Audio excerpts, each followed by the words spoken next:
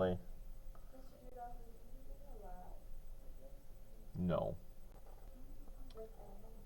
The only thing that is the electronic stuff that we did before.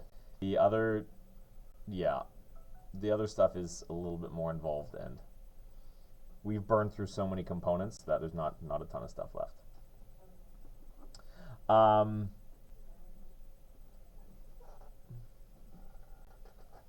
Right, terminal voltage. So the terminal voltage is found through EMF minus the current times the little r here, and little r here is the, where is it? Okay, the internal resistance of the battery. So you get something that looks like this. Instead of drawing it like we used to, we now draw them like this. We put a dotted, that's really blurry and kind of gross. There we go. Come on, figure yourself out. The dotted line around here, shaped like a battery. We've got the internal voltage and the resistance there. So we did one example yesterday. If a 12-volt battery, like a car battery, for example, has an internal resistance of 0.22 ohms, what's the terminal voltage of the battery when a current of 3 amps flows through the battery? So that's just a VT equals epsilon minus I times R. We found that the voltage from the battery, the thing it's actually supplying, is 11.34 volts, since it has a current going through it. And the larger the relationship here, the larger current you draw, the more voltage you're going to lose from the EMF. This actually works in reverse too. When you have a rechargeable battery, when a rechargeable battery is being charged, an external voltage is applied to the battery. Basically what you're doing is you put the batteries into a charger, you put them in backwards, and then you plug the thing into the wall. The large voltage difference in the wall, 120 volts across a plug, your little batteries, your 1.5 volt batteries, their voltage cannot compete with what's coming out of the wall. So that large potential difference in the wall forces the chemical reaction backwards in these rechargeable batteries, resetting it to almost what it was to start, and that's how you get a rechargeable battery. So this is basically what it says here. In order to force electrons backwards in the battery, the external voltage must be, where is it here, larger than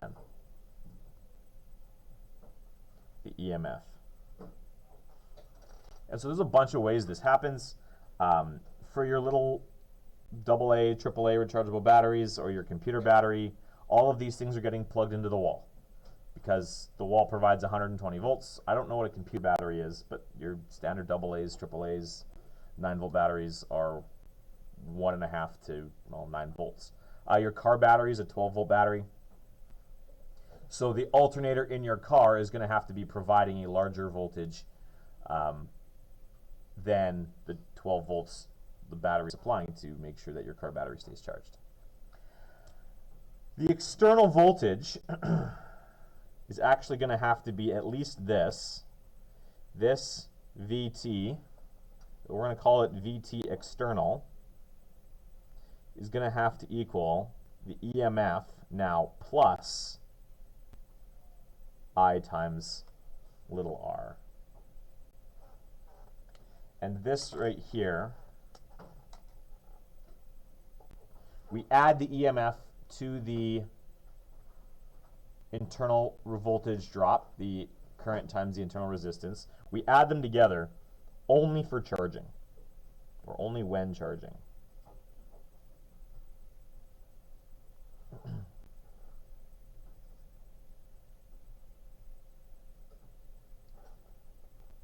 So on your formula sheet, how you're actually going to see it when we write these things down, and typically how we quote terminal voltage is we just write it like this.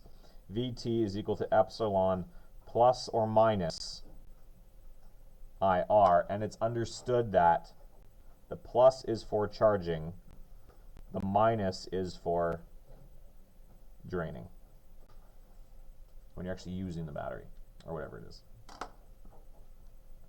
So the example we have here is this. A 12-volt car battery is being charged by an alternator that can supply 15 volts. If the internal resistance of the battery is 1.3 ohms, what is the current that's traveling back through the battery? So because we're told that this thing is charging, we're going to use our epsilon plus IR, or EMF plus the internal voltage drop. So we've got VT is equal to 8 plus I times R. The 12-volt battery, that's the EMF.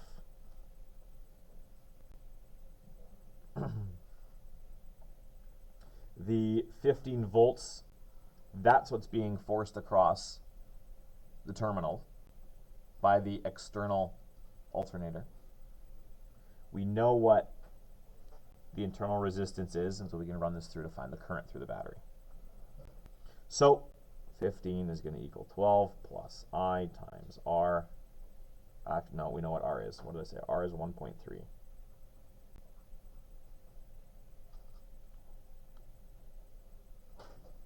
So 3 equals 1.3 I.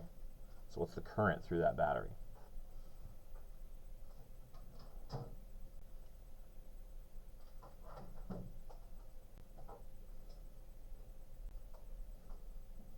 Good morning, sir.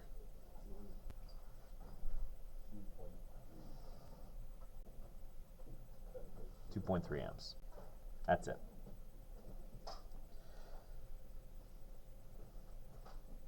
So this is the concept known as electromotive force. Do I do another example for us here? You know what? I think I'm going to leave it there.